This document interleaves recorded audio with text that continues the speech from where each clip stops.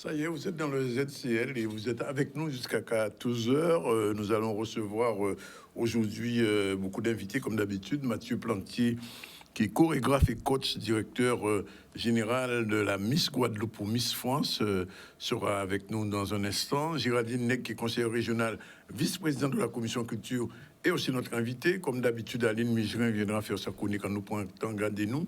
Cynthia Lefort ne sera pas là aujourd'hui, elle est malade. Cynthia nous a dit prends soin d'eux, bon courage et à très bientôt. Et puis on va terminer avec Barbara Montpierre. Sinon, l'actualité, c'est la conférence d'hommes sur le surendettement. Effectivement, les Guadeloupéens, quelquefois, sont très surendettés. Et ça commence à devenir problématique. On fera un point avec Maxime Morel, qui était au reportage sur cette question. La remise du titre de propriété aux familles lamantinoises, des gens qui vont enfin avoir droit à leur maison et à leur propriété personnelle, c'est une action du maire, de l'actuel maire, monsieur, vous voyez d'ailleurs l'image, l'actuel maire, monsieur Sapoti. On fera le point sur cette question avec Yannick Valbert. On ira faire un tour en France puisque la boîte de voyage qu'on appelle Riverain Tour s'installe en France. Ça y est, c'est parti. Et puis ce sera aussi un petit retour sur la visite du président du conseil de l'ordre des architectes avec Vianney Valbert. Voilà un peu le sommaire de ce ZCL. Je vous remercie d'être aussi nombreux avec nous. Et on débute tout de suite avec cette conférence sur le surendettement, une question qui, vous le savez, préoccupe beaucoup de Guadeloupéens, surtout dans cette période d'inflation, de hausse des prix du carburant, hausse des prix de la bouffe quotidienne, c'est-à-dire que ce qu'on achète tous les jours dans les boutiques et supermarchés, on se rend compte que ça crée des problèmes et le pouvoir d'achat des Guadeloupéens n'augmente pas. Et donc, surendettement, reportage, Maxime Morel, Samoury Abissur. Alors, le profil moyen en Guadeloupe, il est un peu particulier, il est un peu différent de celui qu'on peut retrouver dans les autres DOM ou en métropole. Donc ce sont très majoritairement des femmes, beaucoup plus que ce qu'elles représentent au sein de la population, hein, et puisque c'est 65% à peu près des surendettés qui sont des femmes, et des femmes qui sont souvent seules ou avec un enfant en général. C'est ça un peu le profil moyen du surendetté en Guadeloupe. Ce sont aussi des personnes qui ont peu de revenus, hein, puisque 9 surendettés sur 10 ont des revenus inférieurs à 1 600 €, donc c'est pas énorme.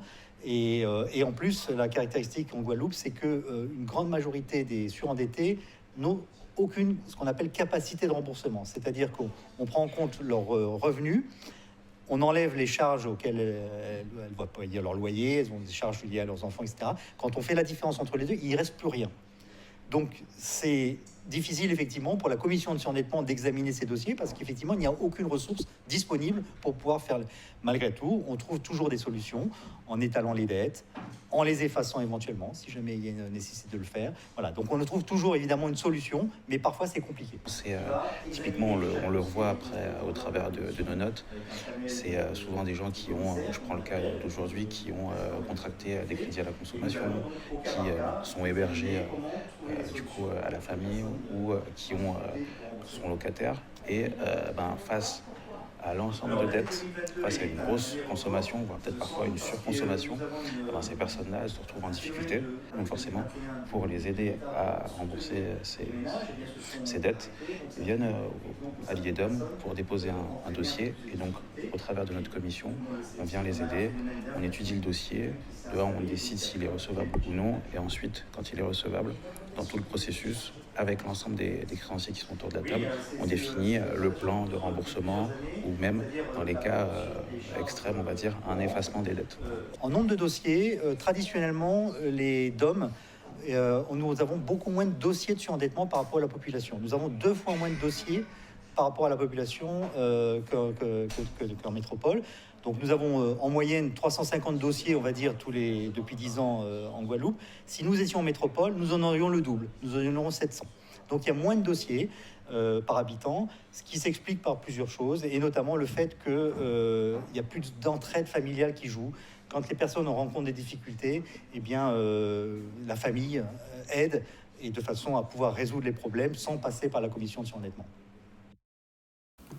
Voilà, je vous l'ai dit, il est avec nous, Mathieu Plantier, il est chorégraphe et coach, directeur général de Miss Guadeloupe pour Miss France. C'est un poste particulièrement vieux et envié, directeur artistique et chorégraphe des Game Ball Stars, donc il est au carnaval, mais aussi au Miss. Alors, merci d'être avec nous, Mathieu Plantier. Comment ça se passe pour l'organisation de la chorégraphie, de l'organisation même des Miss Guadeloupe qui deviennent des Miss France? En fait, si vous voulez, depuis 5 ans déjà, Oui. on s'y prend un peu tôt. Enfin, l'idée, c'est de préparer une thématique, préparer le casting de présélection des candidats. Ça commence par là, aller à la rencontre des jeunes belles femmes dans le territoire. C'est aussi de piloter une équipe, une grosse équipe, avec une direction artistique, des directions de communication, une équipe opérationnelle. Vous êtes combien à peu près? Alors, nous étions 20. Et Ouais. là, depuis la réorganisation, on se retrouve un peu plus de 30 quand même. Donc ça, Plus de 30? c'est un peu, oui, c'est un peu grossi, 30 personnes. C'est une grosse équipe, vraiment. Hein. C'est vraiment une grosse équipe. C'est vrai que beaucoup travaillent dans l'ombre, puisque si vous voulez, vous avez des entreprises qui sont vraiment déterminées à accompagner les jeunes femmes du territoire. Et puis, chacun dans leurs compétences respectives, valorise les talents et accompagne les jeunes femmes à se développer. Donc, il y a quand même 30 personnes. La plupart sont quand même des cadres bénévoles, hein, pour la plupart, et des entreprises que l'on valorise par rapport au travail qu'ils font, qui accompagnent les candidates et l'équipe dans le montage du projet. Alors, comment ça se passe? Une fois que la Miss est devenue Miss Guadeloupe, par exemple, vous la prenez en main, alors comment ça s'organise au jour le jour? Alors, une fois qu'elle est élue Miss Guadeloupe, tout de suite, son planning se remplit avec les sorties institutionnelles, rencontres avec la région Guadeloupe souvent, sorties avec les cuisinières, des sorties avec les partenaires qui les ont accompagnés. Là, c'est le coaching qui commence parce qu'on prépare déjà tout de suite Miss France, parce qu'on est une équipe qui travaille pour Miss Guadeloupe pour Miss France. Et donc, dans ce cadre-là, donc, des coachs se mettent en branle. On a de coaching en catwalk, en démarche, on a le coaching en communication, on a l'élocution également. On travaille sur l'image, avec les stylistes aussi du territoire, sur comment s'habiller, comment bien se vêtir. Donc, c'est un ensemble d'activités qui sont proposées pendant les 2-3 mois qui suivent l'élection, jusqu'à son départ pour la préparation au mois de novembre. Et les Miss, comment elles réagissent? Comment on dit? Elles entrent en vitesse facilement? En général, quand elles viennent pour un concours comme celui-là, mentalement, elles sont quand même prêtes. Et puis, elles vivent l'aventure, je dis, à fond. Alors, on va quand même remercier aussi les familles qui accompagnent, parce que ce sont de jeunes femmes. Il faut être disponible, il faut aussi avoir les moyens de pouvoir se rendre à tous les événements et partout. Donc, un grand merci aux familles. Et puis, elles, pour le coup, elles se laissent porter, mais c'est vraiment leur détermination qui nous pousse à les accompagner, puisque c'est leur projet avant tout. Alors, on va prendre l'exemple de la dernière Miss, qui est en Guadeloupe en ce moment. Quand elle a été élue Miss France, Miss Guadeloupe, vous avez l'impression que c'était déjà la future Miss France, ou bien c'est le travail qui a permis? Écoutez, Indira, qui est dotée d'une beauté incroyable, tant sur le plan humain que sur sa beauté physique, plastique, hein, si vous voulez. On l'a pris une fois qu'elle a été élue, donc les Guadeloupéens l'ont légitimée Miss Guadeloupe. Elle a été d'abord Miss Bastère, je crois. Elle a été Miss Bastère avant tout. Elle a été accompagnée par le comité Miss Bastère qui a fait un travail phénoménal sur la communication et son coaching. Et pour le coup, nous, quand on est arrivé avec notre nouvelle équipe pour perfectionner d'autres détails et l'accompagner sur la communication, sur la démarche et tout le reste, hein, tout ce qui compose une Miss France, elle a été à l'écoute pour le coup, elle a suivi des conseils, elle a eu aussi à partager avec d'autres professionnels qui l'ont accompagnée et je pense que toute cette pluralité de compétences l'ont aidé à décrocher le titre. Nous, on a eu la chance d'être à Châteauroux avec elle, donc avec Sandra Bisson, Annie-Claude Damien, enfin des personnes d'organisation, pour pouvoir voir de très près les derniers moments, la dernière répétition, les derniers petits conseils. Et puis après, c'était à elle de jouer. Hein. Elle a joué, elle a gagné. Qu'est-ce qui fait qu'une Miss Guadeloupe devient Miss France? Ça se joue à quoi exactement? Ça se joue à plusieurs niveaux, je trouve. Hein. Moi, je pense qu'il y a la personne en elle-même, ce qu'elle a à défendre, en quoi est-il important pour elle qu'elle soit Miss Guadeloupe déjà, avant d'être Miss France, qu'est-ce qu'elle porte comme message. Donc, on a toujours des Miss qui ont des messages. Donc, Indira avait les Amazones comme association qu'elle soutenait en tant que marraine pour toutes les promotions autour de l'image de la femme atteinte de cancer. On a eu Clément sur le lien intergénérationnel. Enfin, elles ont toutes une cause à défendre. Et puis, leur capacité à convaincre à convaincre dans leur message, leur capacité à être des représentantes pour la jeunesse aussi. Donc tous ces facteurs-là font que les Guadeloupéens qui sont derrière les votes, parce qu'on dit bien, ce n'est pas nous, comité, qui ont la Miss, ce sont les Guadeloupéens qui l'ont élu Miss Guadeloupe et qui l'ont Oui, élu mais c'est parce Miss qu'elle France. représente quelque chose que... Mais on est d'accord, Oui. elle représente quelque chose de très très fort pour les Guadeloupéens. Et puis je pense que Indira Ampio a fait l'unanimité parce que tant à tous les déplacements qu'on a pu avoir, que j'ai pu voir avec elle, elle faisait l'unanimité. Les gens l'applaudissaient. Même avant, je veux dire, même avant même l'élection. Alors, avant l'élection, j'ai un peu de mal parce que, si vous voulez, nous sommes dans un regard où on est là pour toutes les candidates de façon équitable. Oui. Donc, j'ai du mal à me dire que ça se jouait déjà à l'avance, puisque nous, en tant qu'équipe, on croit en toutes les candidates jusqu'au bout. Après, quand elles sont élues, on s'aligne, on se dit, OK, c'est elle, et on y va et on l'accompagne. Alors, Donc, je vais vous poser une question un petit peu particulière. Oui, allez-y. Quand, vous savez qu'on est venu en Martinique, Oui. l'émission. Alors, pourquoi Miss Martinique n'a pas gagné? Alors, pourquoi elle n'a pas gagné? Alors, j'aurais été membre du jury, j'aurais pu vous répondre, mais je n'y suis pas. Non, mais enfin, Moi, en tant que technicien, on va dire. en tant quand on voit un peu qu'observateur, sa prestation, parce qu'on me dit qu'elle était à deux doigts. Hein. oui, alors Miss Martinique avait autant de chances que toutes les finalistes pour le coup d'être Miss France. Moi, je pense qu'effectivement il y a un peu de trac à un moment donné lors des questions stress, posées. ouais. Je pense que le stress a pris un peu le dessus, donc on n'a pas pu bien lire effectivement le message qu'elle a voulu porter lors des questions qui lui ont été posées. Mais après, sur son catwalk, sur sa préparation en elle-même, je dis quand même bravo au comité parce que moi, j'ai vu son élection à la télé, quand elle a été élue Miss Martinique. Je l'ai vue à Miss France et j'ai eu vraiment un bon... Et ça fait plaisir de voir comment les territoires ultramarins, en fait, arrivent quand même à préparer d'aussi belles femmes et les faire progresser. On dit, enfin, il a été dit qu'elle a été surprise d'être de la finale. Qui est-ce?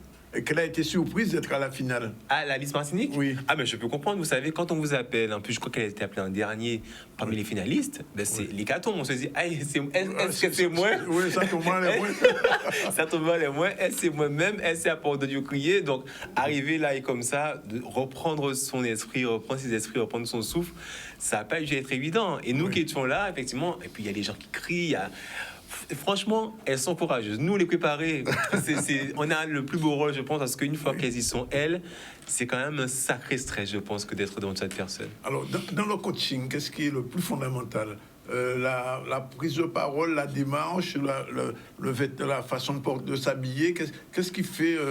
Moi, j'ai l'impression que c'est global, parce qu'on ne peut pas prioriser une chose avant l'autre. Si vous voulez, dans ce qu'on est en train de faire... pour moi, il est aussi essentiel qu'une mise déjà ait un message, ait de la consistance, de la tenue, de la profondeur dans ses propos, que de savoir bien se mouvoir quand elle se déplace, qu'elle attire l'œil, qu'elle puisse valoriser aussi des stylistes parce qu'elle aura des notions en mode et en beauté, qu'elle sache s'apprêter et se maquiller, enfin, la base pour une Miss. Et puis après, c'est surtout... dans son projet à elle, parce que si vous voulez, chaque Miss est différente. Hein. Quel projet elle a pour elle et pour son territoire et après pour la France, et comment elle le défend durant son règne, en fait.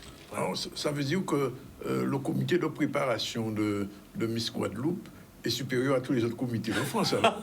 Ah non, mais je pose la question. Non, alors moi, on va pas faire la fausse modestie quand même. Mon ambition aujourd'hui pour le comité Miss Guadeloupe, c'est qu'effectivement qu'on puisse vraiment se professionnaliser au maximum, être les plus experts dans tous nos domaines pour que demain, dans 3 ans, comme pour la Guadeloupe, tu as de talent, on puisse se dire, mais qu'est-ce qui a passé en Guadeloupe? Faut nous vivre, qui j'ai préparé. C'est la 3e Miss, je crois. Nous, c'est la 4e Miss France. 4e. Voilà. Mais dans notre comité, en tout cas, c'est notre 2e en 5 ans. Que si vous voulez, on a eu Clémence Bottino, qui a été élue Miss France avec notre comité, et là, Julien Indira Ampio, nous sommes contents. Et je le répète, ce n'est pas qu'un travail de comité. C'est un travail aussi des partenaires que nous avons, des gros partenaires, je vais les citer rapidement, Région Caraïbes, Arawak, Hôtel, et plein d'autres, je ne m'en voulais pas les autres, mais il y a plein de partenaires qui nous accompagnent, les Guadeloupéens qui nous font confiance et qui viennent à l'élection, et puis les parents. Les parents des candidates, parce qu'en un mois quand même, on les voit souvent, le planning peut changer, on fait des sorties partenaires, c'est du réveil à 6 heures un jour, rentrer à 23 heures un autre jour, voilà. Ouais. C'est quand même pas toujours évident. Voilà. Et quand elles n'ont pas gagné, par exemple l'année dernière, Oui. c'était Ludivine, c'est ça? Alors, Ludivine Edmond, qui n'a pas gagné avec ce Miss France, Oui. mais alors pour le coup, on est quand même fiers d'elle parce qu'elle a porté les couleurs de la Guadeloupe jusqu'au bout. Oui. Et puis, Qu'est-ce qui lui a manqué? qu'est-ce qui lui a manqué? Ben, je pense qu'il faudrait lui poser la question à elle personnellement parce que moi, je pense que Ludivine, ce que j'apprécie chez Ludivine, c'est sa totale authenticité, sa totale. Pour moi, elle représentait la Guadeloupe dans sa profondeur. Je m'explique. Hein. Oui.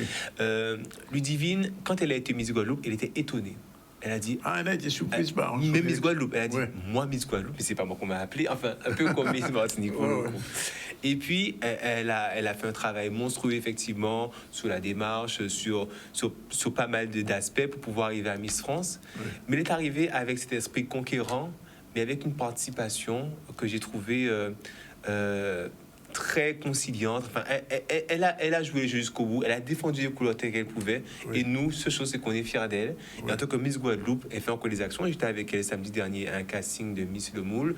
Oui. Donc, elle est représentante de la beauté féminine et on reste fiers d'elle, tout simplement. Alors, je vous apprends qu'elle travaille avec nous ici. Hein. Ah, c'est bien. C'est bien, vous voyez, on a des Miss qui ont Tous des les leviers. mercredis, elle est ici avec moi, elle présente le journal avec moi. Et voilà. Depuis 2 semaines. Et c'est ça l'idée, Ouais. c'est qu'à travers Miss Guadeloupe, il n'y a pas que ça. C'est comment révéler des talents et comment leur permettre d'avoir une aisance à la parole en public, d'avoir une Oui. aisance sur un plateau. Et peut-être Ah. que des clés ont été trouvées là aussi. Ouais. Non, mais elle fait le job. Elle fait le job. Ah ben c'est super. Alors, on va revenir sur Miss tout à l'heure, mais parlons un petit peu du carnaval, puisque...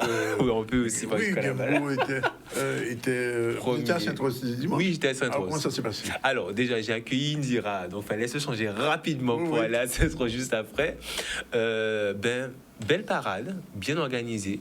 J'ai trouvé qu'un public chaleureux. Alors, vous savez, après quand même 2 ans sans Gambo a carnaval, combien d'années déjà? 40 ans. 40 ans de Gambo. 40 ans, on a fait les 40 ans donc en 2020, donc là on va sur la 43e année. Hein, Vous savez, c'est il a ça. gagné plusieurs concours. Oui. Gambo Star, enfin, c'est un peu le leitmotiv, hein. C'est l'excellence dans ce qu'on peut produire, tant sur le plan musical, chorégraphique, stylistique. Alors, au niveau c'est- chorégraphique, c'est le top. Hein. Merci. Ah non, mais ça, je le dis, on le voit. Alors ça, c'est grâce à vous, Ben, Mathieu. je suis le chorégraphe, si Ouais. vous voulez. Depuis combien d'années vous êtes chorégraphe? Depuis 2020. Depuis Quand même. 2020, si vous voulez, moi j'ai une parenthèse parce qu'il y a eu Covid, donc j'ai bossé vraiment une seule année à temps plein en chorégraphie. J'étais comme accompagné, je le répète, de monsieur Lucien Guillou, qui Oui. était chorégraphe pendant de nombreuses années avant Ah, moi à Gambo Star. oui. Et j'ai eu la chance de collaborer avec lui sur l'année 2020. Et là, donc oui, je reprends le lead sur la chorégraphie. Ça veut dire que cette année, vous allez encore gagner? Bon, on a gagné dimanche. Ah, vous avez gagné. Ah, mais ils sont plus forts, ils sont trop forts. On a gagné dimanche.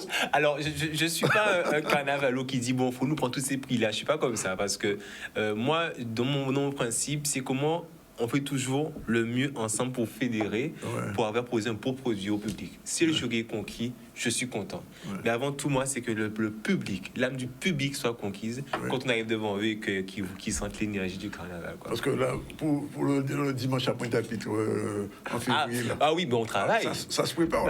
ça se prépare déjà. Oui. Ça se prépare depuis un petit moment.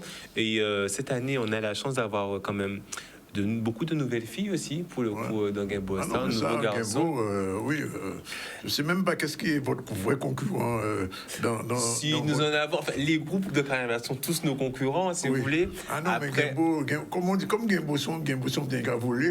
Comme ils ont- Qu'à voler haut. Ils ont qu'à voler haut. et on a un son qui dit d'ailleurs, hein, Gambo l'a volé. Ah, vous avez un son comme ça. Il fait oui, Gambo l'a volé, oui. Je crois qu'il y a une musique de Gambo qui doit sortir, un disque qui n'est payant. Ben, je vais laisser monsieur le directeur musical, monsieur Il me semble Beauregard. avoir entendu ça. Je vais lui laisser annoncer ces choses quand il sera prêt à l'annoncer. Bon, c'est pas, là, je reste dans ma partie chorégraphique. Donc, l'idée, c'est qu'on puisse toujours encore faire du mieux. Donc, les filles de Gambo, les garçons de Gambo, on a les danseurs, danseuses et les musiciens travaillent quand même d'arrache-pied. On ne se rend pas compte hein, que derrière le carnaval, ce sont des Combien heures. de training vous avez? Alors, moi, sur le plan chorégraphique, on est surtout de 9-10 heures semaine Ah bon, d'entraînement. quand même, hein. Voilà, C'est parce presque que, un truc professionnel, là. Hein. ben oui, on se professionnalise un Et petit sur peu. combien de personnes? Avec combien de personnes autour? Ben, moi, des défilantes, j'en ai une 60aine. Waouh. Voilà. Après, qui font la chorégraphie réellement, bon, ça varie, hein, voilà. Et sur le groupe, en général, on a quand même bien 70-80 filles hein, qui sont là. Ouais, Donc, c'est dur à manager. Alors, quand on est manager, Oui. c'est vrai qu'on se plaint toujours. Chaque année, on dit, mais encore arrêtez ça. Ouais. Parce que, chaque fois, on va parce dire, que- arrêtez ça. parce que c'est vrai que c'est prenant, c'est énergivore. Vous voyez, il faut toujours trouver un consensus. Ouais. Ce sont des humains, donc Ouais, à un bien moment, sûr. il n'est pas content, il ne veut pas ça, il ne veut pas ci. Mais quand on voit finalement Le leur résultat. niveau d'expression, Ouais. alors, oui, le résultat, pour moi, c'est important, mais le niveau d'expression, la libération que ça leur amène, on se dit, ah non, on a quand même bien fait de prendre un petit peu de. Encore fatigué, moi, encore machin. Donc, on a bien fait de le faire parce que c'est le job, c'est manager, Ouais. c'est le job. Mais c'est parmi les filles, enfin les femmes qui sont dans Gaimbou, ça a déclenché des vocations vers la chorégraphie après. Alors, moi, je trouve qu'on a des vrais potentiels danseurs, danseuses. Moi, je trouve que c'est ce qui est beau dans le carnaval, si vous voulez, c'est que c'est un peu comme Miss. Je me retrouve dans tout ce que je fais dans les mêmes éléments. Oui. On repère des talents. Ouais, Moi, voilà. je connais, il y a un danseur, par exemple, qui était dans les musiciens auparavant, qui est passé dans la danse. Il est excellent. Ouais. Quand j'étais allé pour notre groupe, pareil, on trouve des personnes qui ont, voilà. Et même si c'est pas sur la danse, ça peut être sur le maquillage, ça peut être sur le stylisme. En fait, il y a de grosses commissions. Chez nous, on a une commission artistique aussi qui bosse sur les tenues. Et c'est vraiment des... Moi, mon vœu quand même, ce serait qu'on arrive en Guadeloupe à rendre notre carnaval comme un vrai levier économique. Oui, c'est ça. Nous en discutais hier avec William Barr. C'est ça. C'est ça la question C'est ça, centrale la question. depuis maintenant plus de 20 ans. C'est ça. J'entends ça, j'entends ça. Oui, il faut professionnaliser. Qu'est-ce qui manque à ça? Ben, il Qu'est-ce qui manque bloque? de créer les flux commerciaux et les flux de services pour que ce soit rentable, pour les carnavaliers. Parce que si vous voulez aujourd'hui, on a des carnavaliers qui investissent dans les tenues, qui investissent dans du spectacle de façon culturelle, ils aiment ça. Oui, parce Et que je vois des habits quand même. Voilà, Il faut les inventer, il faut les créer, il faut les acheter. Il faut les acheter, il faut les faire, enfin c'est du temps. Donc on n'est pas contre une culture, mais une culture qui puisse quand même rapporter un peu plus. Parce Oui. que là aujourd'hui, l'hébergement touristique en bénéficie, les services de location de voiture en bénéficient. La ville même, La ville. la télé. C'est ça, bénéficie, il y a le droit à l'image, enfin j'en parle pas, voilà, mais Ouais, oui, il y a on tout fait ça. ça, je sais. L'idée, le spectacle de rue gratuit. Mais les concours rapportent effectivement des cours aux groupes gagnants, Oui. mais dans le soutien au groupe, donc les communes, certaines communes effectivement accompagnent les groupes de carnaval, donc c'est très bien. Mais après, Ouais. bon, quand on va à Trinidad, quand on va ailleurs, Vous allez souvent à l'extérieur? moi j'y vais de façon Gaimbou. voyage. Gaimbou est déjà parti effectivement, je crois, à Sainte-Lucie, mais depuis 2 ans, non, il n'y a pas eu de départ. Ouais. L'idée c'est que de se rendre compte de ce qui se passe ailleurs et comment ça rentabilise vraiment. Absolument. À Trinidad, par exemple, Mais oui. le carnaval, c'est une affaire financière. Mais oui. Je ne parle même pas du Brésil, qui est le top niveau, mais dans les petites îles, même en Antigua. Totalement, Ouais, ouais. totalement. Et c'est à vol d'oiseau. Oui. Quand vous allez à Londres, enfin, faut payer une tenue peut-être 200-300 euros pour faire un défilé. Ouais. Mais pourquoi on n'aurait pas cette option-là ici, du touriste qui puisse venir? Enfin, il y a des idées, je pense, à créer. Il faudrait mettre autour d'une table, comme ils le font très bien là, la fédération, les partenaires économiques du territoire, la CCI. Créer une filière, Créer quoi. des filières Ouais. pour créer des... Oui, Parce il est qu'il temps. pourrait avoir poste de chorégraphe, par exemple, Oui, de designer Designer. pour créer les vêtements, Tout à fait. Créateur, c'est ça. musicien, enfin il y a ça. plusieurs filières. Il y a plusieurs filières. Ouais. Alors, les experts du carnaval et les groupes jouent le jeu. Oui. Les groupes jouent le jeu, effectivement, parce que nous sommes comme des professionnels. Moi, je suis un professionnel du carnaval. Ils font appel à des personnes professionnelles qui essayent aussi de récompenser d'une façon ou d'une autre. Mais c'est clair que ce n'est pas suffisant. Ce ne sont pas les concours Ouais, ou les adhésions c'est pas des suffisant, membres qui non, vont non. permettre Non, de mais faire travailler des gens qui travaillent vraiment. Mais Donc oui. aujourd'hui, on a des couturiers, on a des stylistes, Les des maquilleurs. maquilleurs, voilà. Enfin, j'espère n'oublier personne, des encadrants, la sécurité. Il y a plein de finalement, ce sont un peu des postes, si vous voulez, Ouais. qu'on pourrait créer sans perdre. Je Ouais. dis bien sans perdre L'âme du festival. l'âme qui reste quand même Ouais, du un carnaval. mouvement populaire qui permet de répondre à quelque chose d'historique aussi, quoi. Une avant-dernière question. Oui. Pour un carnaval comme cette année, ça fait combien de vêtements j'ose même pas dire le déguisement. Je dis le costume. Le costume, tout dépend des groupes. Je pense qu'on est au moins sur 4 nouveaux costumes Quatre nouveaux costumes. pour la saison. Ouais. Parce qu'on a des tenues qu'on peut ressortir, si vous voulez. Mais chaque année, les tenues sont revisitées. Ouais. Parce Mais que oui. il faut Quand les deviennent les mettre à jour. costumes après? Alors, je vais pas prendre mon exemple parce que quasiment moi, Ouais. Son musée. on est en pièce à Carnaval. Ouais. Mais en fait, après certains moments, je pense qu'il faut savoir soit s'en débarrasser parce que c'est déjà trop ancien, Ouais. ou alors peut-être Donc, c'est les même pas réinventer. archivé, je veux dire, classé historiquement de manière à ce que 20 ans après, on voit Bah, ça. mais là, on a une idée là.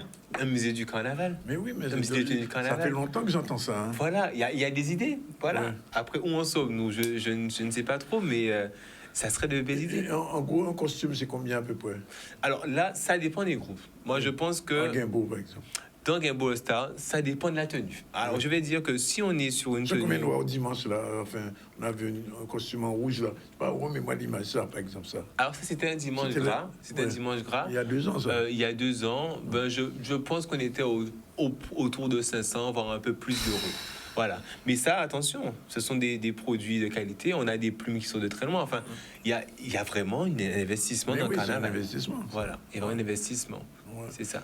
Bon, ben écoutez, merci d'être venu. Bon, Et merci. puis, Alors, je voulais quand même parler parce que je suis aussi là oui. pour le mois créole. Oui. Avec Diffé Kako. Je ne sais pas si vous avez entendu parler. On m'en a parlé, mais Voilà. j'ai pas eu Vous plus n'avez pas plus d'informations. d'informations que ça. Ouais. Donc, juste, en fait, Diffé Kako est une troupe donc, qui est à Paris, donc Oui. qui travaille avec des artistes C'est de Mme tout- Loyal, c'est ça? avec Chantal Elle Loyal. est déjà venue ici. En Ouais. plus, voilà, qui Ouais. travaille avec des artistes de tout territoire, dont la Guadeloupe, et qui mène des actions sur le territoire actuellement, donc aujourd'hui, demain et ce week-end.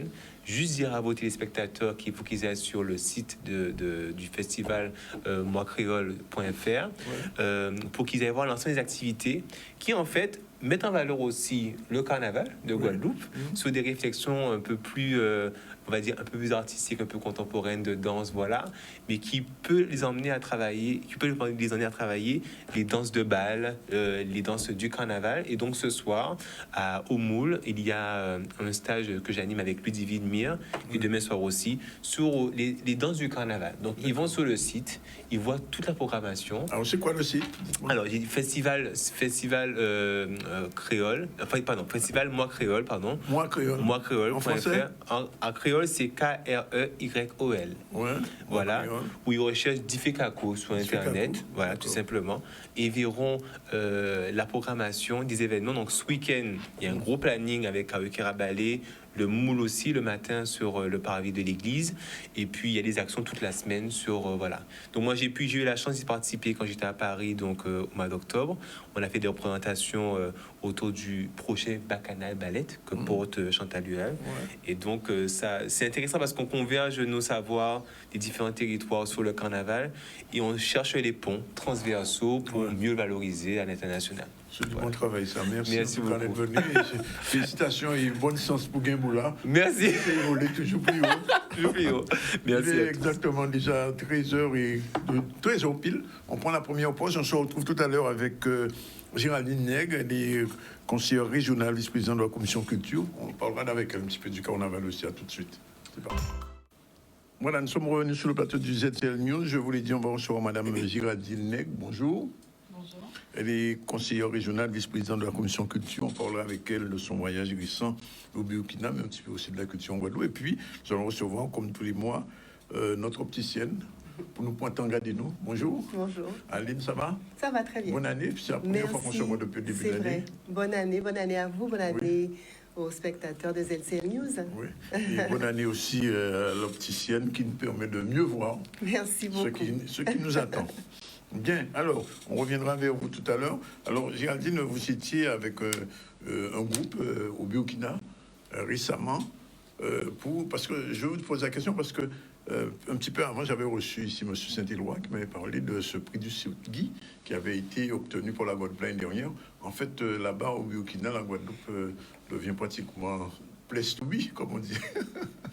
Tout à fait. Alors, c'est vrai que j'ai eu l'honneur d'être à la tête de la délégation régionale missionnée par le président Harry Chalus afin de retrouver une récompense qui a été offerte à la Guadeloupe pour la reconnaissance de ses talents d'acteur notamment par le jeu d'acteurs de messieurs Bruno Henry et Luc Saint-Éloi, qui tous deux ont remporté le Sotigui du meilleur acteur de la diaspora des Sotigui Awards. Alors, je pense quand même qu'il faut expliquer ce que sont Oui, j'allais dire qu'est-ce que c'est les le Sotigui, Sotigui. pour Voilà. les gens qui ne savent pas. Voilà, donc c'est une grande cérémonie, c'est la plus grande cérémonie qui récompense les acteurs du cinéma.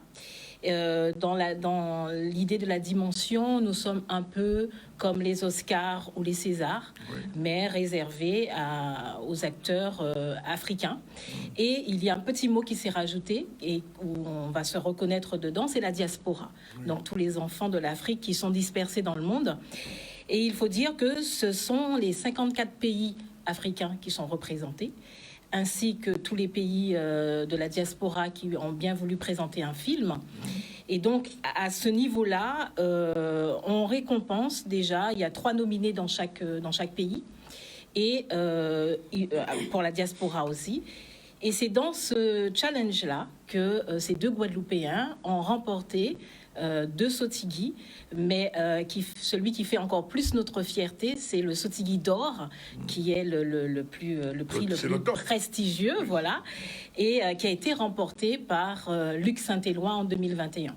Donc, ce qui fait que nous sommes sur 3 années, 2020, 2021, 2022, puisque cette année, les Sotigui ont voulu récompenser Monsieur Christian Lara avec un Sotigui d'honneur pour l'ensemble de sa carrière. Voilà. Ça veut dire que la Guadeloupe là-bas, j'ai envie de dire, c'est pas parce que l'opticienne est là, mais la Guadeloupe est bien vue. La Guadeloupe est bien vue. La Guadeloupe était déjà bien vue par le 4e art, qui est la musique. Parce que lorsque nous sommes arrivés, nous avons eu ce bonheur d'être reçus comme des princes et des princesses, non seulement par rapport à la diaspora, mais surtout parce que nous sommes des enfants de cette petite île perdue dans l'Atlantique qui a inventé le zouk. Donc ça vrai. Aussi, ça compte beaucoup. Et on a même pu réaliser sur place que le zouk est toujours d'actualité, même plus que d'actualité. Donc on était déjà en pays conquis, et par nos 2 acteurs et même le réalisateur Christian Lara, eh bien c'était le summum. Alors, comment vous avez été accueillis par les Africains du Burkina? Parce que, bon, vous arrivez, je ne sais pas si c'était votre premier voyage au Burkina? C'est mon premier voyage au Burkina, pas en Afrique, mais au Burkina, oui. Au Burkina, comment vous avez été accueillis là-bas? Et quel a été votre sentiment posant le pied sur une terre comme le Burkina? Alors, c'est assez particulier parce que, il faut le rappeler, le Burkina vit des moments difficiles. C'est vrai, il y a des moments difficiles là-bas. Les coups d'État. J'avoue que j'ai même eu peur un peu quand j'ai su que vous alliez au Burkina. C'est gentil, merci. Alors, dans ce contexte-là, c'est vrai qu'on ne savait pas exactement ce qui allait se passer, mais bizarrement, peut-être même pas bizarrement, mais heureusement, nous avons été grandement accueillis et nous avons même été surpris parce que je pense que tout le Burkina savait qu'on était là, puisque partout il y avait des 4x3 qui parlaient des Sotigui Awards et donc la Guadeloupe pays invité d'honneur. Et alors que l'ambassade de France avait déjà été attaquée, nous avons été surpris d'être reçus réellement comme pays Guadeloupe. Pas la France. Pas comme des Français. Voilà. Tant mieux. Et après, dans le sentiment, ce qui nous arrangeait pas mal, dans le sentiment sur place, c'est vrai qu'il y a toujours une petite connexion qui se fait quand on arrive là-bas. On ressent des choses indescriptibles et ça nous a tous frappés. Et en sortant, c'est la même chose. C'est-à-dire en partant du Burkina et arriver ici, je peux vous dire, on a pris du temps pour atterrir, pour revenir à la Guadeloupe. Donc ça veut dire que s'il fallait refaire le voyage, vous serez partante? Ah, moi, de toute façon, je suis toujours partante pour toute l'Afrique. Moi, je suis une habituée de l'Afrique. C'est vrai que c'était ma première fois au Burkina. Mais c'est vrai que c'est une terre... je pense comme beaucoup de Guadeloupéens qui m'attire, et qui m'attire surtout par la culture, parce que on a tendance à penser qu'on a inventé des choses, mais il y a beaucoup de résidus, en tout cas de cette terre-mère. Et puis non, je suis toujours partante pour aller à ce pays-là. Alors, autre chose, c'est que on va avoir un petit extrait avec le teaser du film, c'est qu'il y a eu un film aussi, un petit documentaire tourné sur... un documentaire qui a été commandé donc par le président Harry Chalus et qui et qui a été réalisé, je dois le dire, par monsieur Marius Mathieu, qui travaille à la région Guadeloupe, et il nous appartenait en tout cas de transmettre à la Guadeloupe toutes les émotions que nous avons eues là-bas. Il ne s'agissait pas simplement d'aller récupérer un prix et de le ramener comme ça, et le remettre comme ça. Il fallait vraiment partager avec les Guadeloupéens notre aventure, puisque qui dit aventure dit des choses moins belles que belles. Et tout ça, ça fait partie de ce que nous avons apprécié pour aller au Burkina. Bon, alors, quelle va être la suite? Alors, la suite, alors déjà, le documentaire, il n'est pas terminé. Il est dans sa forme 15 minutes au lieu de 26. Donc, il va être complété par la soirée qu'il y a eu jeudi dernier pour arriver à sa forme définitive. Donc, nous allons nous revoir pour voir ce film. Et puis, dans les faits, sur le côté cinématographique, nous espérons avoir créé un pont réel qui va permettre de créer cette collaboration entre les deux terres. Et ça a déjà commencé, puisque Christian Lara, qui était sur place avec nous, a pu faire déjà des démarches et recruter des acteurs africains pour un de ces films. Et nous espérons que ce sera en échange comme cela de bons procédés, comme on dit. Donc le pont est établi. Alors, c'est pas compliqué finalement pour nous. Je dis que certains pays, par exemple, pour aller aux États-Unis, le visa, c'est 15 jours, 3 mois avant, etc. Pour le Burkina, c'est plus simple. En tout cas, nous n'avons pas eu de soucis. Alors peut-être était-ce parce qu'on était dans un cadre bien précis, mais je n'ai pas eu le sentiment d'avoir trop de soucis pour y arriver, et je n'ai pas eu non plus le sentiment qu'il y avait une certaine réticence à nous accueillir. Mais alors, ce film dont on parle, on va avoir un court extrait avec le teaser. Est-ce qu'on a la chance que il a été diffusé la semaine dernière à l'Institut Original, est-ce qu'on pourra le voir un jour autre part? Mais je l'espère vraiment, parce que je redis, moi je l'ai vu, j'ai eu la chance de le voir, mais il y a des tas de Guadeloupéens qui m'écoutent là, qui me regardent. Je l'espère vraiment. En tout cas, ce sera bien sûr à la discrétion du président Harry Chalus. On va lui poser la question d'ailleurs. Voilà. Mais c'est vrai que je pense, je ne sais pas ce que vous en avez pensé en le voyant, mais ce sont des émotions. Et puis, il faut que la Guadeloupe sache qu'on est des princes et des princesses de l'Afrique. J'ai vu comment vous avez été accueillis là-bas. C'est vrai que j'avoue que c'est un petit peu surprenant. Je ne m'attendais pas à ça. C'est-à-dire que on arrive dans un pays. Quand vous allez à Cannes, vous n'êtes pas accueillis comme ça. On regarde un petit extrait. La Guadeloupe, pays invité d'honneur dans son volet cinématographique, constitue la substance de la conférence. Le voyage est annulé. Peut-être que c'est obligatoirement une épreuve. C'est historique.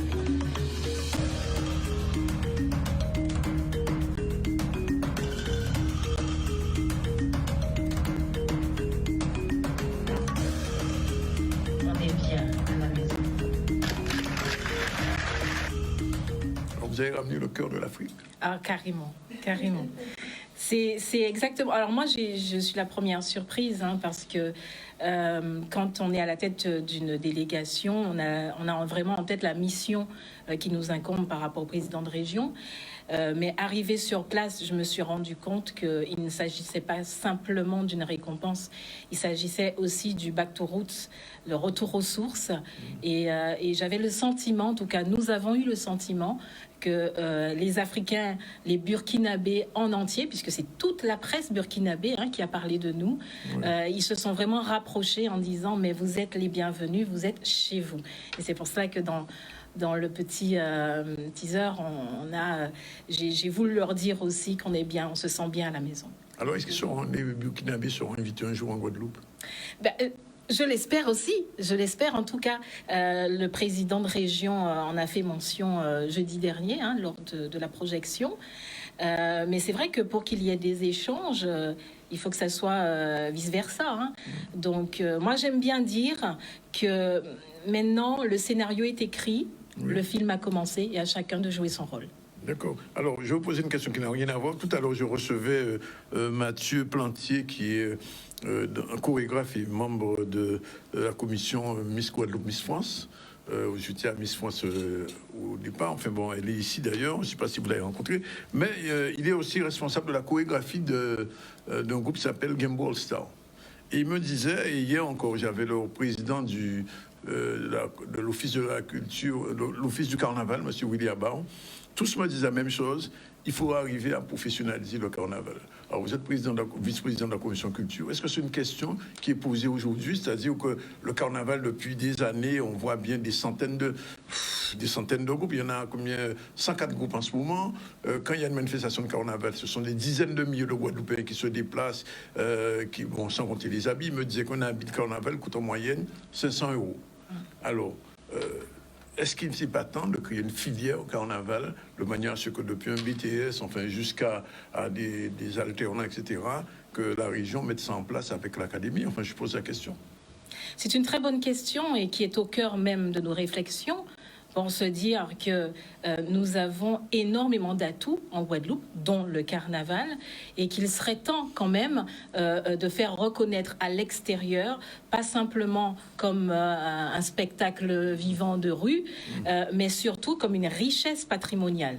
Et donc c'est en ce sens que nous accompagnons chaque année le carnaval, et les différents groupes par différentes subventions. Et c'est vrai qu'il appartiendra aussi à ce moment-là à chacun de se tourner vers une table et de décider ensemble, parce que je pense que c'est tout comme le zoo, tout comme les autres atouts que nous avons, de pouvoir décider ce qu'on en fera. Mais c'est vrai que c'est un vrai sujet de discussion. Le président de région, il est informé, enfin je veux dire, il est sensibilisé à ça. Tout à fait, comme tous les sujets de la culture, à partir du moment que ça a un attrait économique, parce qu'on est... Oui, c'est de cet aspect-là. Voilà, c'est sur l'aspect économique des choses, parce que moi, j'ai pu voir à Sainte-Rose ce week-end dernier le nombre de touristes qui étaient venus et qui gratuitement. se sont... Gratuitement. Oui. Mais il y a plus, la question économique ne se pose plus. Il faut simplement trouver les bonnes bases et trouver les bons éléments pour pouvoir cadrer tout cela et puis en faire un vrai sujet économique. Alors, deux petits mots rapidement avant de vous quitter sur le centre Philogène quand même que vous pilotez. Pour les gens qui ne savent pas, qu'est-ce que c'est ce centre Philogène de Pointe-Noire? Alors, le centre intercommunal René Philogène, qui est une institution de la CNBT, moi, je pourrais dire que c'est le temple, en fait, de la culture de la côte Soulevant. Et en tout cas, nous essayons d'aller en ce sens-là pour redynamiser un peu ce coin-là qui est un peu... on a beaucoup tendance à aller sur la Grande Terre et dans les autres coins de la Guadeloupe. Et pourquoi pas que la Guadeloupe vienne à ce niveau-là. Il n'a pas encore été inauguré. Comment ça se fait, ça? Nous faisons quelques petites... animation, on va dire. Non, nous avons commencé à travailler depuis 1 an déjà avec pas mal de professeurs, donc plus des cours de musique et de danse. Et nous attendons quelques finitions parce que vous savez bien, ce centre est ouvert, en tout cas est terminé depuis quelques années, depuis 5-6 ans. Et nous faisons face quand même maintenant à des réparations d'usure, des petites choses comme ça. Et oui. Et donc, parce que le bâtiment était fermé, il n'était pas utilisé. Donc, ce qui fait que nous prenons notre temps pour faire une belle cérémonie. Ne vous en inquiétez pas. Il y a un projet quand même. Tout à fait. Alors, nous n'en parlerons pas parce que moi, je n'ai pas la délégation, en tout cas, de parler en tant qu'administratif à ce poste-là. Je reste à ma place d'élu. Mais il y a un projet et qu'il appartiendra au président de présenter au moment voulu. Dernière chose, la musicienne Géraldine, qu'est-ce qu'elle devient? La musicienne, elle est plus que musicienne, parce que au lieu d'en faire un métier, maintenant, c'est vraiment un exutoire.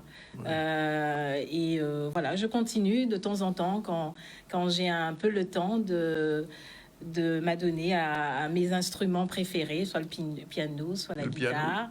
Piano et guitare, vous faites Piano les et deux. guitare, je Oui. fais les deux. Et Oui. je fais d'autres instruments aussi que je ne vais pas révéler. Ah bon? Mais voilà, c'est vraiment un exutoire. Et Oui. puis, nous avons passé des moments compliqués pendant ces 2 dernières années. Oui. Et c'est vrai que je me suis révélée à une nouvelle passion, qui est le montage vidéo.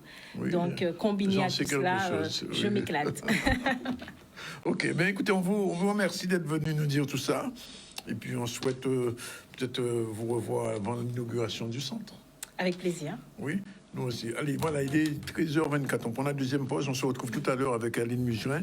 On parlera avec elle de lunettes de sécurité avec ou sans correction, la vie au travail. À tout de suite. Voilà, retour sur le dernier plateau du ZCL News. On va revenir à l'actualité avant de passer la parole à notre opticienne du mardi. Remise de titre de propriété aux familles lamantinoises. C'était hier. Vianney Valverde était sur place. On regarde ce qui s'est passé là-bas. C'est un jour particulier et exceptionnel pour une trentaine de familles lamantinoises qui attendent depuis des années, depuis plus de 30 ans, 40 ans pour certains, pour devenir propriétaires. Nous avons été mandatés par le maire et son équipe afin d'établir les actes de régularisation foncière. C'est-à-dire qu'il y a des gens qui sont depuis de très nombreuses années sur des terrains communaux et sans titre. Donc ils y ont construit leur maison, ils l'occupent, ils en jouissent, mais ils ne sont pas propriétaires. Ce qui fait qu'ils n'ont pas les moyens de faire des prêts, notamment pour pouvoir améliorer leur logement et bénéficier des aides dont ils pourraient bénéficier. Et donc le maire, ça lui tenait à cœur de doter ces gens-là d'un titre de propriété. Donc il nous a saisis, nous à l'EPF, afin de pouvoir établir ces actes. Depuis que nous sommes arrivés aux affaires, nous avons décidé de régulariser la situation d'à peu près 400 familles lamantinoises qui attendent d'être propriétaires de leur terre, de leur maison, pour régler leur succession, pour finaliser un projet de vie, un projet important pour eux, mais aussi pour leurs descendants. Pour moi, c'est une libération, vu le temps que j'attendais. C'est une libération. Oui, tout à fait. Il y a des gens qui attendent depuis très, très, très longtemps. Notamment, il y a une dame tout à l'heure, elle attendait depuis 34 ans. Donc, c'est vrai que pour nous, non seulement on leur enlève une épine du pied, on leur donne un titre de propriété. Ce qui est très important, d'avoir un titre, de dire, voilà, ça c'est à moi. Et aujourd'hui, je peux en disposer, je peux le donner, je peux le transmettre à mes enfants. Et pour nous, nous sommes, en tout cas nous, à l'EPF, heureux de pouvoir rendre ces gens heureux. Parce que c'est vraiment cela, on les rend heureux. C'est à peu près en 1980 qu'on a démarré, mais à chaque fois, ça retombait, ça repartait, ça retombait, ça repartait. Et là, maintenant, ça, c'était du sérieux. Eh oui. On est content, parce qu'on a mis en œuvre quelque chose qui donne des résultats, mais on est surtout content pour ceux qui attendent depuis plus de 30 ans, 40 ans, 50 ans, et qui arrivent pour certains à la fin de leur vie, et qui aimeraient régler leurs problèmes de succession et qui, grâce bien sûr à l'action que nous avons mise en place, arrivent à régler leurs problèmes de succession. Voilà, c'est une bonne chose qui est faite pour ces familles lamantinoises qui, effectivement, sont désormais propriétaires. Bien, alors, on va changer de sujet. Tout de suite, on va parler d'optique et on part avec le générique. C'est parti.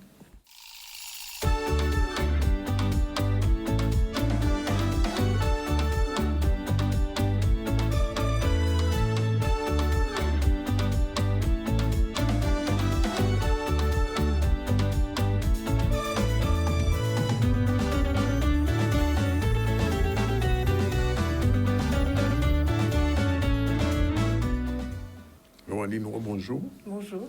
Et aujourd'hui, on va parler de la vue au travail. Exactement. Et les lunettes de sécurité avec ou sans correction. Alors, tu vas nous expliquer ça? Exactement. Oui. Donc déjà, on va comprendre déjà pourquoi c'est important d'en parler. C'est vrai que la vue, c'est quelque chose de primordial, d'important. Il constitue la vision. La vision, c'est quand même l'un des sens que nous utilisons le plus dans la vie du quotidien. Mais malgré tout, l'œil est un organe qui est extrêmement fragile et qu'il faut absolument protéger. Et particulièrement au travail, où nous sommes amenés à être face à certains risques, c'est l'occasion ou jamais de devoir protéger l'œil. Alors, quelle importance de cette protection oculaire pour les gens qui travaillent justement? Alors, l'important, c'est que nous savons que c'est pour certaines personnes, la vision au niveau de Au niveau de la correction, au niveau des acuités, il est vrai que dans la plupart des métiers que nous côtoyons, nous avons besoin d'une bonne vision. Il y a des métiers pour lesquels, naturellement, la vision, le niveau d'exigence est encore plus important. On va penser, par exemple, aux métiers comme les pilotes de ligne. On va penser aux ambulanciers, aux médecins, où là, l'acuité visuelle est vraiment indispensable. Il faut avoir une très, très bonne acuité. De façon générale, ce sont des métiers qui sont souvent soumis à des exigences particulières et ces personnes, de façon générale, font des contrôles visuels très, très réguliers. Mais par contre, dans d'autres domaines, comme je le disais, l'œil est fragile et nous sommes amenés parfois à être dans des situations où l'œil mérite d'être davantage protégé. Alors, qu'est-ce qu'il faut protéger exactement? Alors, qu'est-ce qu'il faut protéger? D'abord, la cornée. Alors, la cornée, c'est la partie avant de l'œil. C'est la partie qui est la plus fragile, qui est la plus exposée. C'est la partie... elle est protégée seulement par les paupières. Et c'est un organe mou. Donc, l'idée, c'est de pouvoir déjà garder la transparence de l'œil pour pouvoir garantir une vision qui soit agréable et confortable, de pouvoir garder la structure de l'œil et, naturellement, ne pas avoir de plaies ou d'égratignures au niveau de cet organe qui est la cornée. L'autre élément qu'il va falloir protéger, c'est le cristallin. C'est la petite lentille qui est à l'intérieur de l'œil, qui... le cristallin, lui, n'est pas souvent soumis à des chocs, ou alors le fait qu'il soit à l'intérieur, il est moins sensible aux chocs, à part pour les chocs très violents, mais il est particulièrement sensible à la lumière du soleil, aux ultraviolets. La partie qu'il va falloir protéger aussi, c'est la rétine, qui est au niveau du fond de l'œil. Il y a des photorécepteurs qui nous permettent de voir et de définir les objets. Cette rétine est sensible à tout ce qui est ultraviolet. Donc là encore, il faut protéger. Et naturellement, on va parler de la paupière, puisque la paupière, c'est le premier organe qui protège l'œil, qui protège déjà la cornée, qui permet d'avoir la lubrification au niveau des larmes. Donc, c'est un organe aussi à protéger, mais naturellement, tout le système oculaire, le globe oculaire, mérite d'être protégé. Alors, quels sont les risques au cours, enfin, à quoi l'œil est-il véritablement exposé d'une manière générale? Alors, l'œil est exposé, de façon générale, à 3 grands risques. Des risques mécaniques. Quand on parle de risques mécaniques, on parle de choc, de projection au niveau des objets, que ce soit des objets de petite taille, la poussière, le sable. L'œil est exposé à tout ce qui est risque chimique ou biologique. Et on entend par risque chimique tout ce qui est produit acide, le javel ou la vapeur même de certains produits peut être gênant. Des valeurs très toxiques peuvent être gênants pour l'œil. On pense à tout ce qui est biologique et on a été particulièrement concerné pendant notre période de coronavirus. Oui, oui. Donc tout ce qui est infectieux au niveau de l'espace santé, le sang. Le dernier risque auquel nous sommes particulièrement exposés, c'est aussi les risques thermiques. Et on entend par risque thermique, mais tout ce qui est, ça peut être ou des matériaux en fusion, comme par exemple nous sommes dans le cas des soudures, où il peut y avoir des projections de métaux en fusion, de produits en fusion, l'eau chaude, tout ce qui peut, par exemple, on voit par exemple des plombiers quand ils travaillent, certaines fois, s'ils ne sont pas bien protégés, s'il y a une projection ou une explosion de tuyaux, qui plus est, peut être chaud, ça peut être compliqué. Et en fait, ce dont on oublie, c'est tout ce qui est rayonnement. Et les rayonnements, c'est les ultraviolets, donc la lumière du soleil quand nous y sommes exposés trop longtemps. La lumière bleue, on en a parlé plusieurs fois par rapport aux écrans. Et puis tout ce qui est rayons X, ultraviolets, etc. Et les infrarouges. Les infrarouges, on a été particulièrement sensible à ça au moment de l'éclipse, où on a tous eu nos fameuses lunettes, les fameuses lunettes noires, très très opaques, qui nous protégeaient de ces fameux rayonnements lumineux qui sont extrêmement nocifs pour l'œil. D'accord. Alors, autre chose, est-ce qu'il y a des exemples à donner en ce qui concerne ces risques? Oui, alors les exemples on a parlé de risques de poussière, de mécanique, thermique, etc. Mais le des premiers secteurs auxquels on pense, c'est le BTP. Oui. Parce que malheureusement, sur ces chantiers, tous ces risques dont nous avons parlé précédemment, on les retrouve souvent. La notion de poussière, il y en a souvent beaucoup. Oui. Des objets parfois tranchant. Il peut y en avoir, et parfois, certaines fois, une manipulation rapide, ou ce genre de choses peuvent être des éléments dangereux. On a parlé parfois d'éléments en fusion, c'est souvent l'occasion sous des chantiers de faire des soudures. Et là encore, ça peut être des espaces où on peut être face à des dangers qui peuvent nous mettre... des dangers au niveau des risques oculaires. Il peut y avoir l'espace de la santé. Oui. Souvent, les médecins sont souvent très protégés, mais tout le service, la plupart des personnes n'ont pas tous des éléments de protection. Et, on a le bureau. Quand on parle au niveau des bureaux, par rapport à tout ce qui est la lumière bleue, quand on est face aux écrans, et on note généralement que pratiquement, et ça, ce sont des chiffres que j'ai retrouvés sur le site d'Essilor, 69%, près de 70% des problèmes que nous avons au niveau des accidents oculaires sont dus à des problèmes mécaniques. Oui. Et en fait, les problèmes mécaniques, c'est les chocs. Oui. C'est la projection de petites particules, et parfois qui ne sont pas plus grosses qu'une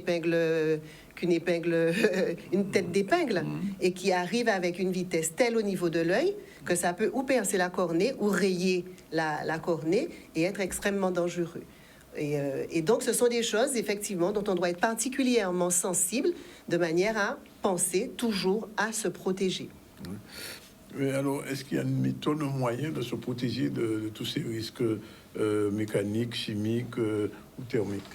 Alors, la première chose, c'est les précautions. Prévention, précaution. Être vigilant. Et l'autre chose dont il faut penser véritablement, c'est tout ce qui est lunettes de sécurité. C'est pour ça qu'il est important pour nous de pouvoir en parler. La lunette de sécurité, elle peut être ou corrigée ou non corrigée. Donc, quand on parle de corriger, c'est-à-dire que la lunette de sécurité peut avoir aussi la correction au niveau de l'œil. Ah, souvent, on parle de lunettes de sécurité, oui. Mais on ne s'imagine pas que derrière, qu'il y a un œil qui peut avoir besoin d'une vision correcte. Donc, de plus en plus, du fait des nouvelles normes de sécurité, la plupart des entreprises proposent à leurs employés, à leurs salariés, des lunettes de sécurité, mais pas souvent corrigées. Oui. Ce qui explique souvent le fait que certains ne portent pas les lunettes de sécurité, ou parce que ça peut être gênant, ou parce qu'ils n'ont pas une vision confortable derrière. Donc, le premier réflexe, c'est déjà d'avoir des lunettes de sécurité, au moins neutres. Il peut y avoir des surlunettes qu'on met au-dessus donc, de la lunette que nous avons, qui est une lunette de correction. Mais certaines fois, ce qui est le plus intéressant à voir est d'avoir la lunette de sécurité déjà corrigée, c'est-à-dire tenant compte de votre problème visuel. Elles sont beaucoup plus confortables, et donc c'est là où intervient l'opticien. C'est là où intervient l'opticien, et l'opticien spécialisé dans ce domaine-là.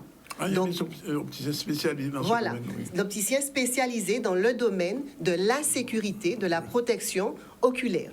Parce que ce sont des protocoles particuliers à mettre en place, ce sont des produits particuliers que nous devons proposer, parce que c'est régi par des normes très strictes, des normes qui sont au niveau européen, qui sont très très strictes, tant au niveau de la qualité des produits. Donc, l'atout numéro 1, c'est la monture. Ouais. Donc, choisir la bonne monture qui sera confortable, qui va suffisamment couvrir les risques. Donc, si nous sommes, par exemple, dans un cas où il y a des projections, avoir une paire de lunettes suffisamment galbée pour qu'elle puisse englober complètement l'œil et le visage de façon générale. Avoir des lunettes qui soient anti-rayures, qui soient anti-choc, qui puissent résister en tout cas au choc, surtout quand il y a la possibilité d'avoir des impacts, qui puissent aussi résister par rapport à tout ce qui est soudure, c'est-à-dire qu'ils ne soient pas piqués par les éléments, par les projectiles qui sont faits, par les petits métaux qui sont projetés. Et donc, nous, en tant qu'opticiens, en tout cas les opticiens spécialisés, nous fournissons chez des fournisseurs qui sont spécialisés et qui mettent, comment dirais-je, qui sont très soucieux de proposer des produits qui vont bien au-delà des normes de sécurité, c'est-à-dire qui permettent vraiment d'apporter du confort, d'apporter de l'esthétique aussi, parce ben qu'on parle souvent de lunettes de sécurité comme quelque chose de très prothésiste, et vous verrez qu'on a de plus en plus de produits qui répondent à des normes, qui répondent à de l'esthétique. On a des lunettes pour des femmes, on a des lunettes pour des hommes, des lunettes légères, des lunettes qui peuvent être tenues par des élastiques en fonction des activités. Donc les lunettes correspondent à la fois au métier, à la fois à la morphologie de la personne. Le deuxième atout, ce sont les verres. Nous avons parlé tout à l'heure de correction. Le deuxième atout, ce sont les verres. Donc, avoir véritablement des verres qui correspondent à votre besoin et au cadre dans lequel vous évoluez. Et je vois, par exemple, j'ai une entreprise avec laquelle je travaille. Et pour ces agents-là, les agents exigeaient d'avoir des lunettes qui teintent au soleil. Pourquoi? Parce qu'ils ont des activités qui les amènent à la fois en intérieur et en extérieur. Et ils n'auront pas toujours la possibilité de devoir changer de lunettes. Donc, on a une lunette qui s'adapte à leur fonctionnement et qui peut les suivre dans toutes les activités qu'ils ont. Et le troisième atout, l'opticien, c'est-à-dire le fait d'avoir un service d'accompagnement avec un opticien et qui vous permette véritablement de mettre en place votre protocole. D'accord. Alors justement, ce protocole, comment il est de prise en charge, comment il est établi? Alors, le protocole de prise en charge, alors, nous... la première des choses, nous allons rencontrer l'entreprise, les entreprises qui sont amenées à véritablement poser ce besoin-là. Nous allons rencontrer l'entreprise, donc ou le chef d'entreprise ou la personne responsable des risques au sein de l'entreprise. À partir de ce moment-là, il y a un échange qui se fait, on discute de manière à connaître et à comprendre les risques qui sont les risques auxquels les agents sont confrontés dans ce cadre-là. Donc, dans une entreprise, on peut être exposé à plusieurs types de risques. Et en fonction, on met en place, on va choisir ensemble le choix de lunettes, un choix de produits, et on va mettre en place une solution spécifique pour cette entreprise-là en fonction des agents et en fonction des postes qui seront occupés. Le contrat, donc, va être la troisième chose, c'est que le contrat par rapport à cette entreprise sera positionné. Et nous, en tant qu'opticiens, on va s'engager à ce moment-là à rencontrer chacun des employés et à pouvoir porter la solution spécifique pour chacun d'eux. D'accord. Okay, un dernier mot peut-être à la maison, il y a des choses à faire à la maison. Le dernier mot, c'est que c'est vrai qu'on a beaucoup parlé aujourd'hui des risques oculaires au travail. Moi, j'ai envie de dire que au travail, on a déjà fait une très, très grande avancée et aujourd'hui, on note de moins en moins de problèmes parce que de plus en plus, les chefs d'entreprise sont sensibles à cela. Mais le plus souvent, là où on rencontre des problèmes oculaires, c'est à la maison, dans l'espace domestique. Et on invite chacun à pouvoir se protéger dans ce cadre-là, à la fois, comme je disais, contre les chocs. Si on sait, par exemple, souvent, on passe à des broussailleuses sans lunettes de protection. Oui. Pendant le bricolage, voilà. D'herbe qui remonte. Exactement. Pendant le bricolage, parfois, on ne prend pas les précautions d'usage. Certaines fois, les produits sont posés à des endroits où les enfants sont à niveau, des produits comme la javel ou des choses comme ça, donc on va mêler. Et souvent, on est dans des combats mêlés et on ne pense pas souvent à se protéger. Donc la première chose, vigilance, précaution, prévention, dans le cadre professionnel, mais aussi dans notre cadre personnel, de manière à ne pas être confronté à ces problèmes, à ces risques-là. Mais on remercie de tous ces conseils nécessaires pour la vue et la vie, même je dis pour la vie des yeux, la vue et pour la vie des yeux. Et puis on va vous retrouver bientôt. Et je me permettrai juste de rajouter une chose. Certaines fois, certains risques ne sont pas... Alors, certaines fois, on le ressent, mais d'autres fois, c'est un peu plus subtil. Donc, toujours penser, quand les choses persistent ou quand on est confronté à ces risques-là, de s'adresser aux professionnels. Et le professionnel, souvent, c'est l'ophtalmo quand il s'agit de risques oculaires. Et naturellement, les opticiens derrière pour protéger. Merci, Aline. Tout de suite, on va partir à Paris avec Maurice Cessé, puisque Maurice Cessé est notre correspondant là-bas, et l'ouverture d'une agence qui était justement placée en Guadeloupe pour les voyages. Rivointour, c'est parti, à Paris. Oui, alors il y a 25 ans que nous exerçons le métier d'agence de voyage et que nous avons installé des agences à Pointe-à-Pitre, à Moule, à Marie-Galante. Et nous avons pour objectif d'apporter notre connaissance, notre manière de travailler à la communauté domienne de Paris, mais pas seulement, puisque nous sommes une agence de voyage ouverte sur le monde. Alors, vous êtes dans le 12e arrondissement, pas loin de la station Daumesnil. Cette venue à Paris, c'est une idée qui germait en vous depuis pas mal de temps? Oui, en effet, c'est une idée que nous avions depuis plusieurs années. Le Covid a retardé un peu cette installation, mais nous sommes ravis de venir aujourd'hui, que les Guadeloupéens, les Domiens vivant dans l'Hexagone et même la communauté de Paris a repris l'habitude de voyager et de circuler. Donc nous offrons la possibilité à ceux qui le souhaitent de nous rejoindre pour avoir conseil et organisation de leur déplacement dans les meilleures conditions possibles. Alors, avec ma Muriel Veng, qui est conseillère en voyage ici à Riveto. Alors, que pensez-vous apporter à ces ultramarins quand ils viendront vous voir ici? Mes services, vraiment en fonction de leurs demandes, de leurs choix, de leurs préférences, et de m'adapter vraiment à ce qu'ils recherchent au niveau disponibilité, séjour, peu importe, vraiment faire un travail de conseil pour eux.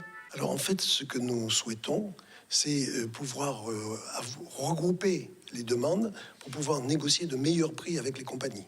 Parce qu'effectivement, les prix ont explosé et nous constatons que beaucoup d'originaires de l'outre-mer ne peuvent pas voyager aujourd'hui, malgré les conditions financières et autres que nous pouvons donner.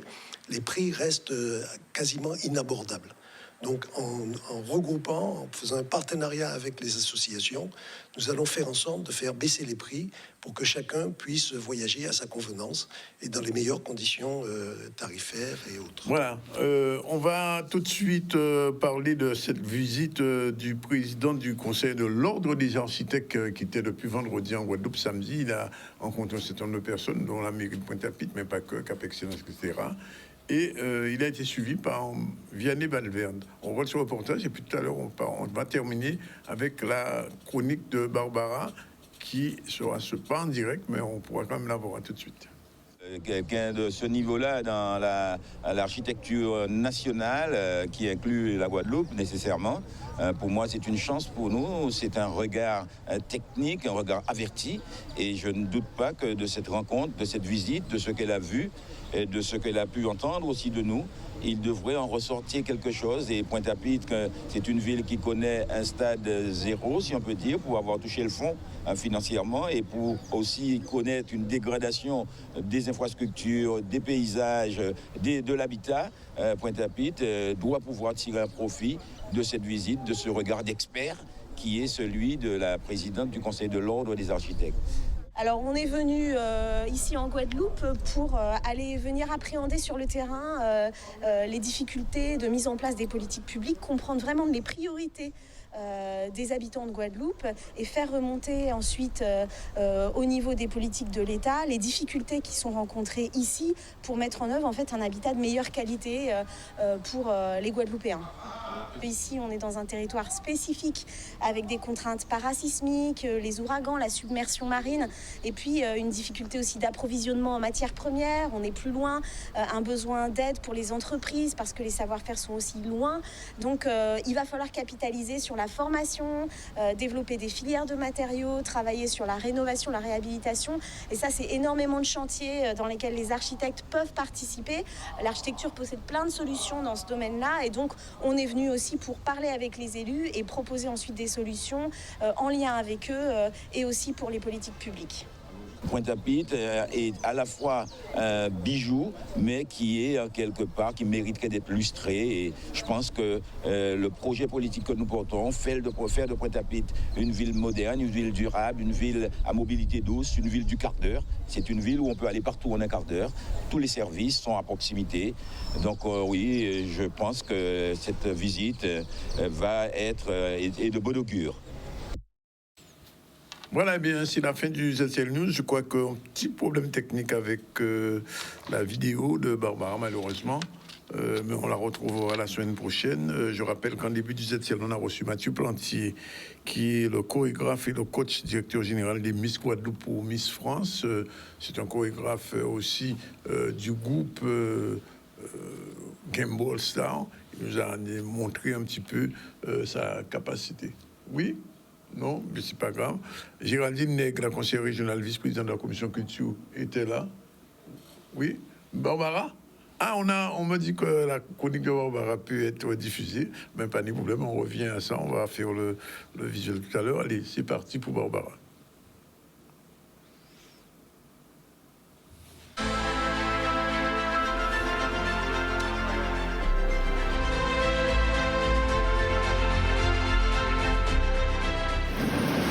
Hello les lights. Alors nous sommes en visite aujourd'hui au Canada. Et c'est vrai que voilà, il n'y a pas de distance. Hein. Vous avez proposé de revenir sur les relations toxiques. Nous reviendrons dans le débat. Mais avant tout, nous allons parler de l'ego.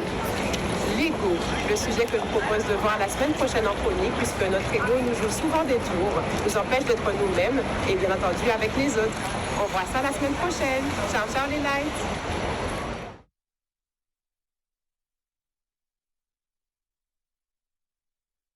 C'était juste un petit flash rapide de le Barbara qui est au Canada en ce moment. Je disais donc on revient donc à l'actualité avec Mathieu Plantier, on en a parlé, Géraldine Nègre, la conseillère régionale vice-présidente de la commission culture qui était de retour du Burkina.